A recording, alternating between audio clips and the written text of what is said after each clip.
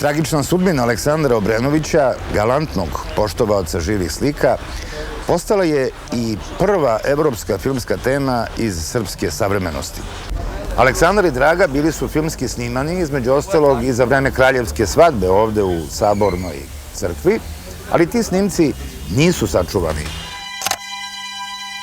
Senzacionalno ubistvo srpskog kraljevskog para i majski prevrat 1903. godine bili su prvorazredni događaj za tadašnju Evropu. O njima su mesecima brujale sve novine, ilustrovane raznim crtežima kraljeubistva, koji su bili prepušteni mašti samih crtača i ilustratora. Sve je to bilo sasvim u duhu vremena. Fotograf najčešće nije bio niti je mogao biti na licu mesta udaljenih i neočekivanih događaja, a kamoli filmski snimatelj. Tako su se crteži i rekonstrukcije savremenih zbivanja preselili sa stranica novina u filmska studija, gde su stvarni događaji režirani i sa uspehom prikazivani, a sve to zahvaljujući svojstvu filma da više od svega liči na život sam. Sada gledamo jednu seriju crteža o ubistvu Aleksandra i Drage, koja se pojavila i na razglednicama tog vremena. Događaj je rekonstruisan u nizu tabloa, nekoj vrsti stripa o ubistvu srpskog kraljevskog para, upravo onako kako je to učinjeno i u dve filmske rekonstrukcije ovog atentata.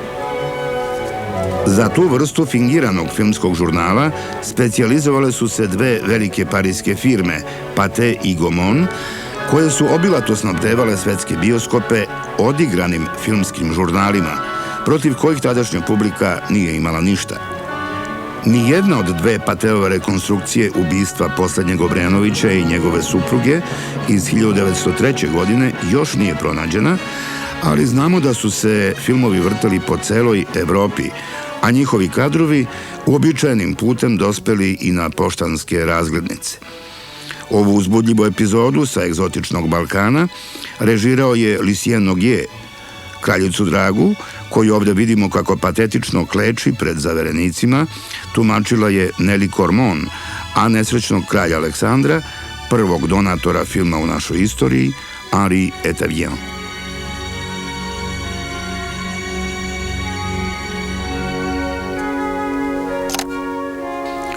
Film koji sada gledate nastao je mnogo kasnije, 1927. godine, i potiče iz Vajmarske Nemačke.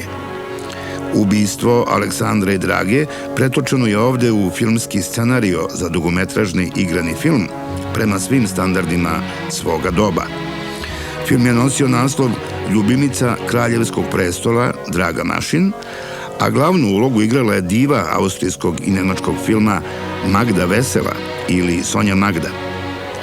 Ova glumica se izgleda bila specijalizovala za uloge Drage Mašin, jer se kao takva pojavila u jednom ranijem austrijskom filmu sa istom temom.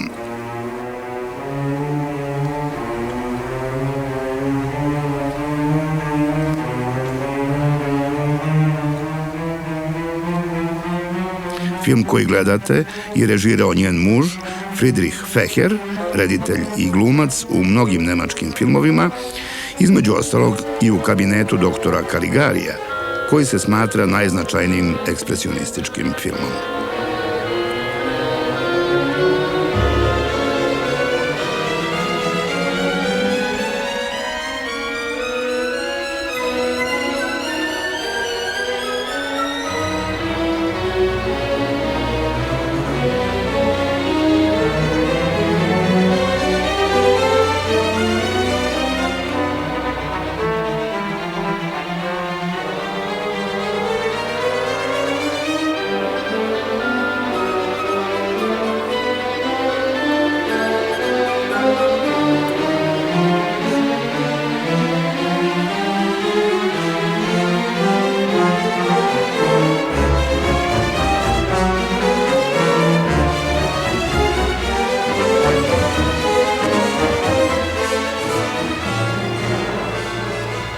Stanje naše filmske arhivistike nekako se podudara sa ovim velikim prelomom.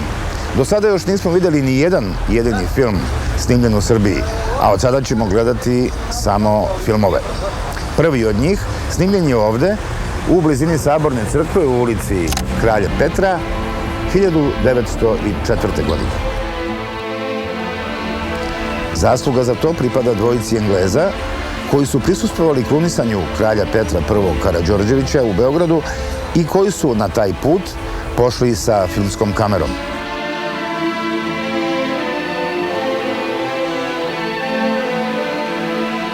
Prvi je bio Arnold Muir Wilson, počasni konzul Kraljevine Srbije u Engleskoj. Wilson je bio ugledni advokat, političar i publicista, ali i čovek širokih interesovanja u koje je spadao i novi izum, film. Drugi je bio Frank Storm Mottershaw, fotograf i snimatelj firme Sheffield Photo Company, dakle profesionalac, koji je udovoljio Wilsonovoj želji da snimi ne samo krunisanje novog srpskog kralja, nego i Beograd, Srbiju, Rašku oblast, Crnu Goru i Primorje, a da pritom ništa ne bude prepušteno slučaju.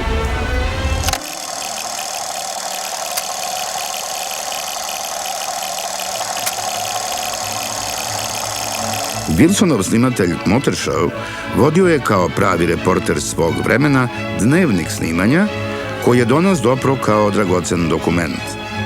Evo kako on opisuje ovo snimanje na Terazijama, samo nekoliko koraka od Zlatnog krsta i Hajduk Veljka, negde u blizini današnje Albanije. Na dan krunisanja, napuštajući hotel u pratnji jednog prevodioca, primetio sam da je Beograd već bio sav u pokretu. Mnogo ljudi i žena, uglavnom seljaka, u svojim prekrasnim nošnjama, već je bilo u gradu da bi ukazali počast novom kralju Petru. Svugda su se mogle primetiti zastave i posebni ukrasi. U vazduhu se osjećala ista radost kao i kod britanskih krunisanja. Svoju kameru postavio sam na ulicu sa namerom da snimim krupne planove ovih neobičnih ljudi, ali čim sam počeo da okrećem ručicu i čim se začuo zvuk kamere, neke žene su bukvalno pobegle od mene. Verovatno su mislile da je to neka paklena mašina, pošto se u tom delu Evrope mnogo pričalo o raznim bombama i ubistvima. Veseli Mottershaw nije ni znao da je razlog mogao biti sasvim druge prirode.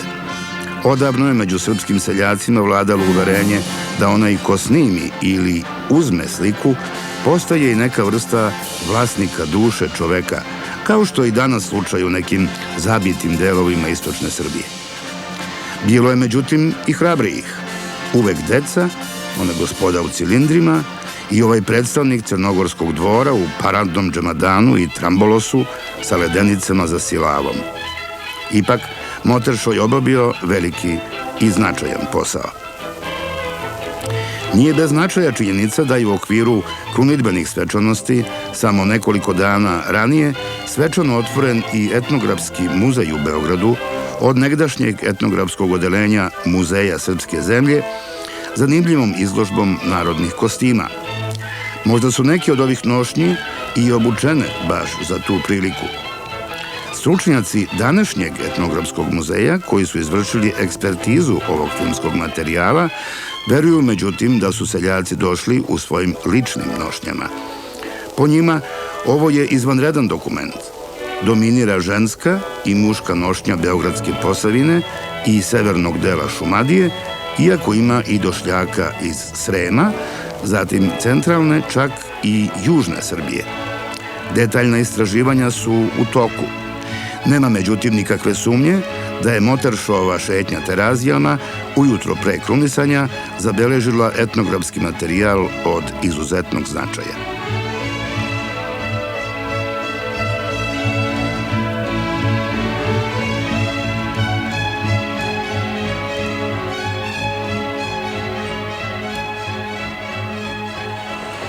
Ovo je prvi filmski snimak stare beogradske dame Knez Mihajlove ulice.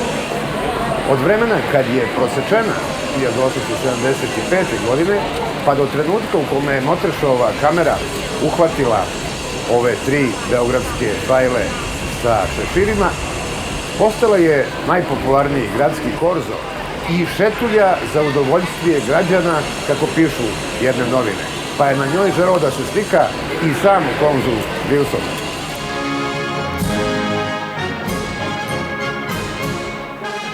Sama ceremonija krunisanja bila je do detalja propisana, o čemu svedoči ovaj dokument. Od polaska iz dvora do saborne crkve i zatim povratak preko knez Mihajlove i Terazija. Učestvovali su ešaloni svih rodova srpske vojske, predstavnici vlade, skupštine i istaknutog dela građanstva, a zatim i malobrojni gosti, uglavnom predstavnici Crnogorskog dvora, jer se zbog ubistva Aleksandre Drage i Majskog prevrata Kraljevina Srbija nalazila u veoma delikatnom međunarodnom položaju. Engleska, na primjer, još nije bila uspostavila prekinute diplomatske odnose, niti je na krunisanje poslala zvaničnog predstavnika. Wilson je došao na svoju ruku i to kao srpski počasni konzul u Sheffieldu. Pitanje sa kojim ćemo se često sretati na ovom našem putovanju i uopšte srećemo se često u filmskoj praksi je pitanje može li se film smatrati istorijskim dokumentom. Drugim rečima, ovo pitanje glasi: može li film sa svojom režijom, kamerom, objektivom koji deformiše stvarnost, montažom i drugim dodacima uopšte pretendovati na to da bude neki dokument i to još posebno istorijski dokument? Po svemu sudeći, ne može. Dokumentu se ne može dodati ni oduzeti ništa što bi moglo da naruši njegovu autentičnost.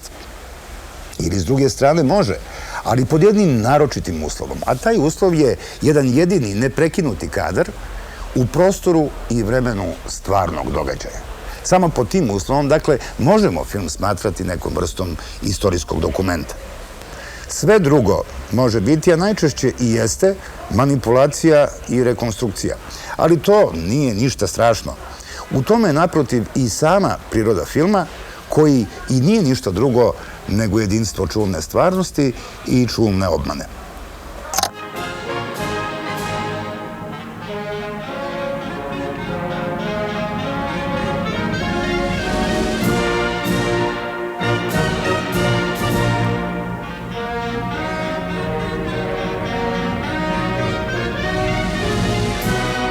Tražimo oproštaj što smo za trenutak zaustavili ovaj svečani čin, da bismo pažnju današnjeg gledalca skrenuli na jedno beogradsko kuče.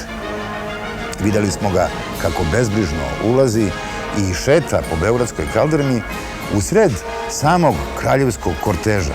Šta će jedno obično beogradsko kuče na krunisanju?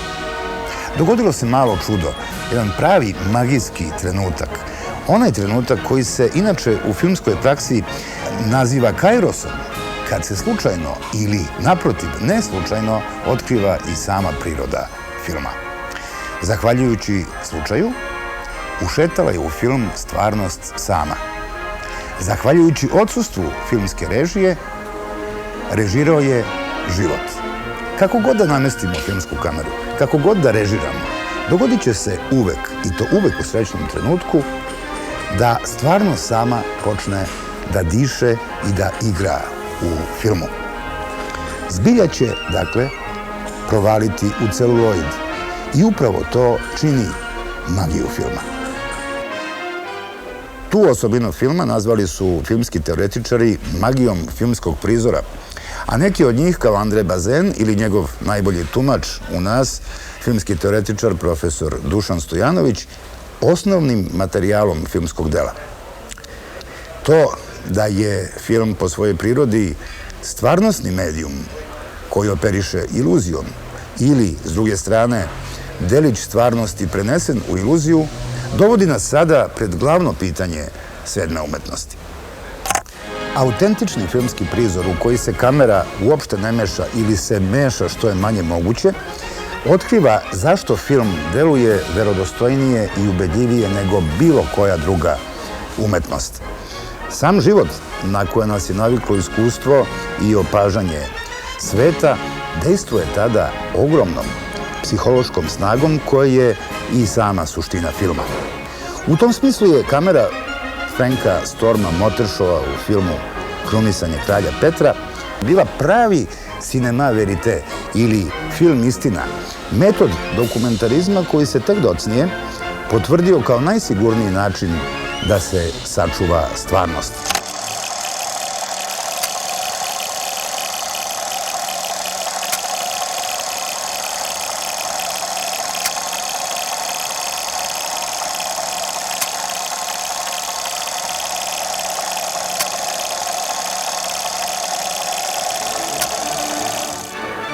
Posle krunisanja odvijao se na Terazijama sve do dvora naročiti konjički program parada koje je trebalo da predstavi istoriju srpske države.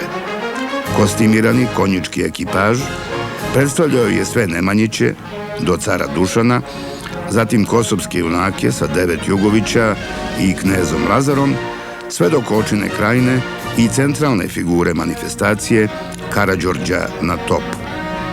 Sve je to snimao Moteršo iz istog položaja, dijagonalno od tadašnje Albanije, pa se u levom delu kadra mogu na časak videti i Zlatni krst i bioskop Hajduk Veljko iz tog vremena.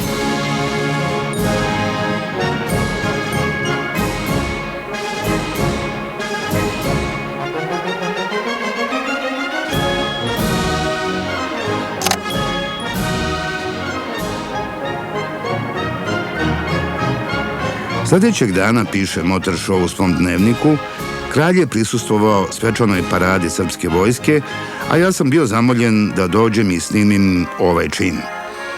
Prvi oficir kome sam bio predstavljen, na moje veliko iznenađenje, bio je pukovnik Mašin, jedan od ljudi koji su učestvovali u zaveri i ubistvu prethodnog kralja i kraljice. Zaista je bilo teško zamisliti da je takav čovek i dalje ostao u vojsci posle učešća u tako šokantnoj aferi. Posle toga je njegovo veličanstvo na svom divnom belom konju poziralo za mene.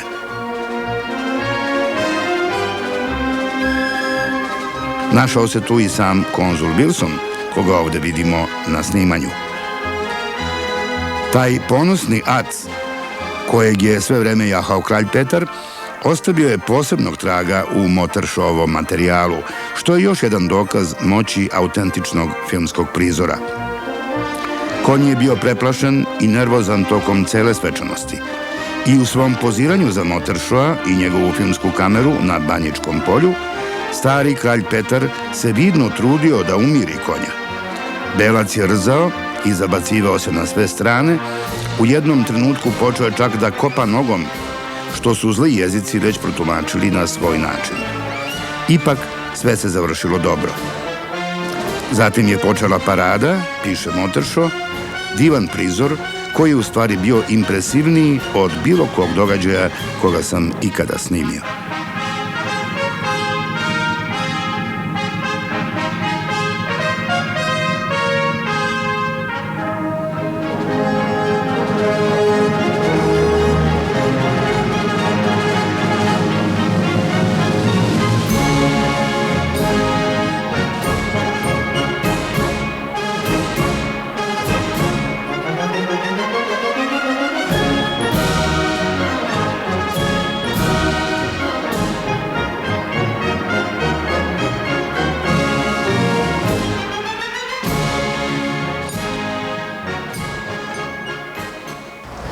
Ovaj film proglašen je za kulturno dobro srpskog naroda, a u listi filmske arhivske građe od izuzetnog značaja vodi se pod brojem 1.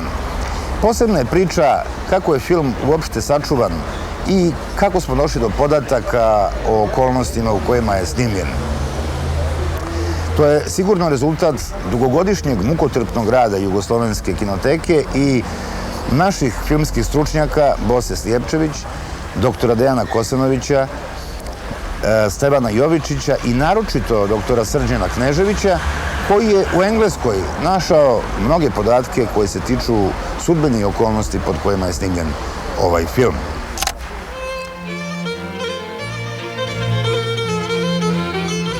Napuštajući Beograd, Wilson je organizovao putovanje kroz planine Srbije i Crne Gore do Cetinja, prestonice ove druge zemlje. Deo puta smo prešli železnicom, a zatim na mulama jednom neobičajenom rutom. piše Moteršo. Posljednja stanica na putu železnicom bilo je Kraljevo, u kome su Englezi zatekli tipičan pazarni dan i snimili ovaj prizor otprilike na mestu gde je danas glavni trg u ovom gradu. Ne znam da li će stariji Kraljevčani prepoznati detalje iz ovog prizora, ali je sigurno da je ovo prvi filmski zapis o svakodnevnom životu jednog grada u unutrašnjosti Srbije.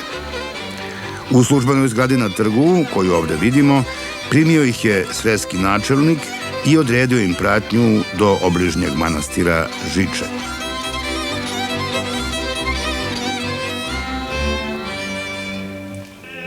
U Žiči su Englezi zatekli tek unekoliko obnovljenu katedralnu, sedmovratu krunidbenu crkvu srpskih kraljeva, koja je stajala razvaljena sve do 1856. godine, kada je episkop žički Janićije nastojao da je restauriše. Uz uobičajene znake srpskog gostoprimstva, kafu, med i manastirsku rakiju, primio ih je jedan arhijerej, možda i sam tadašnji episkop žički Sava Barać, što ostaje za dalju ekspertizu. Moteršo nije snimio unutrašnju crkve, ali znamo da je u to vreme ona bila jako oštećena, tako da se njen živopis jedva nazirao, pa su gosti sedeli u crkvenoj porti, slušajući o povesti jedne od najvećih srpskih svetinja.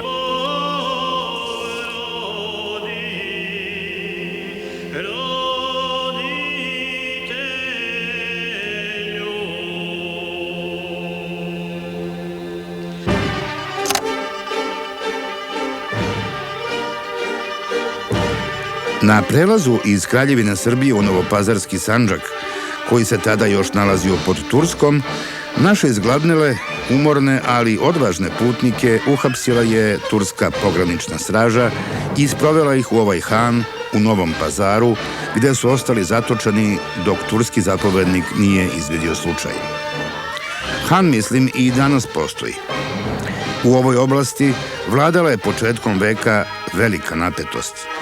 Posle Raoničke bune i nekoliko ustanaka Srba oko Sjenice i Novog Pazara, Srbija je bila optužena da u Sandžak krijumčari oružje i podstiče na ustanak. Englezi možda nisu bili ni svesni da su se nalazili u životnoj opasnosti. To nije pokolebalo hrabrog Moteršoa. Dok su čekali da se reši njihova sudbina, on je izvadio kameru i, kao što se vidi, snimao sve što je mogao uprkos pretećem negodovanju. Ipak, sve se na kraju dobro završilo. Regularni turski oficir, koga ovde vidimo, oslobodio ih je sumnje i čak pozvao na ručak u Hanu. Naravno, pod uslovom da više ne upotrebljavaju svoju kameru.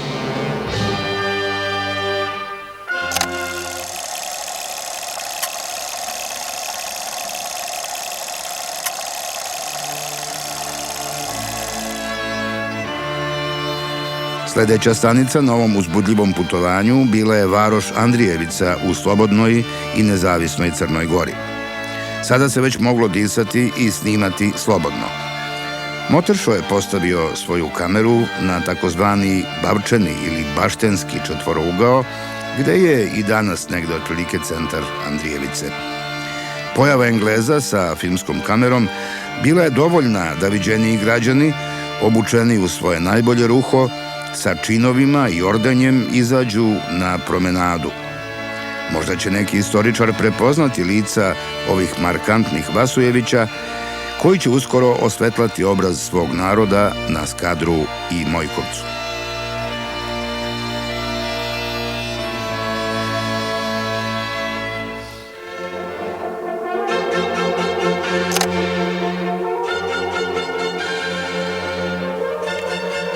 Na Cetinju, prestonici Crne Gore, Wilson i Moteršo zatekli su omiljeni prizor svih tadašnjih filmskih hronika, smotru vojske, koju je vršio knjaz Nikola na trgu pred svojim dvorom.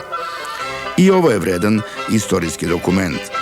Prvo mesto među trupama zauzimaju nedavno ustanovljene udžbene jedinice redovne crnogorske vojske u novim uniformama, opremljene savremenim naoružanjem, uglavnom ruske proizvodnje. Smotru vrši sam knjaz Nikola u pratnji svog ministra vojske, vojvode Ilije Plamenca. Reforma vojske i njena smotra u prestonici bila je u stvari uvod u pokušaj reforme cele države, što će Nikola objaviti sledeće, 1905. godine, kada će se i proglasiti za kralja. Snimio sam knjaza Nikolu u trenutku obilaska svojih trupa, beleži Moteršo. Svi vojnici su bili izuzetno lepo građeni. Krupni momci, od kojih nijedan nije bio niži od 6 stopa.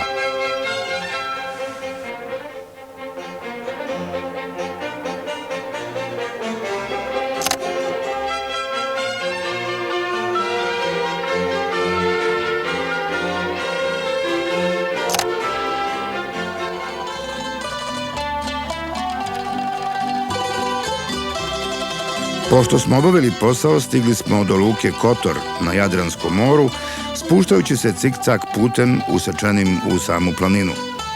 Odatle smo krenuli brodom, obogaćeni jednim neobičnim i zanimljivim iskustvom. Ipak, na putu za Englesku trebalo je da stignu u još 2 jadranske luke. Prva je bila Šibenik, koga ovde vidimo na početku veka u lepim i profesionalno izvedenim Moteršovim planovima. Sa izuzetnim osjećanjem za vrednost prizora i dinamiku događaja, Moteršo se najviše zadržao u užurbanoj šibenskoj luci. Snimio je tu malu filmsku reportažu o utovaru vina u jedan trgovački brod. Čuveno dalmatinsko vino iz okoline Šibenika i Dalmatinske Zagore dovozili su bogatiji seljaci u barelama, ali bilo je tu i žena koje su na stari, tradicionalan način donosile posude sa vinom na glavama i odmah ih tu, na licu mesta, presipale u brodsku burat.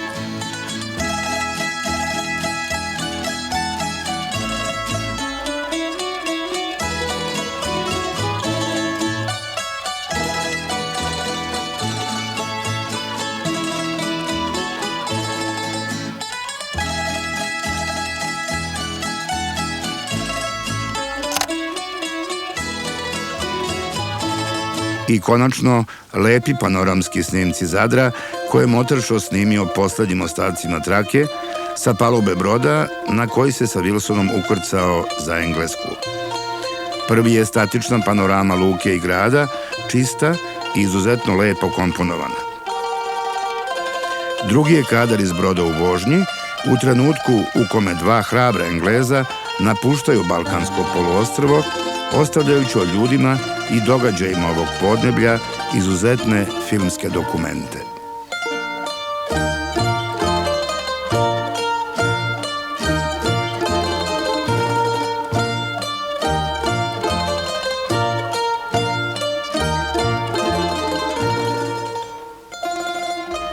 Film je prikazan 1904. godine u Londonu, a godinu dana kasnije za Beograđane u Narodnom pozorištu u Beogradu. Wilson i Moteršo ostavili su nam, kao što vidimo, pravo blago, obilje istorijskih i etnografskih podataka koji tek čekaju svoju naučnu obradu. Više od svega toga, sačuvali su od zaborava jedno vreme u kome je nastajalo moderno srpsko društvo i sa njom nova umetnost, film. Više o tome u sljedećoj epizodi.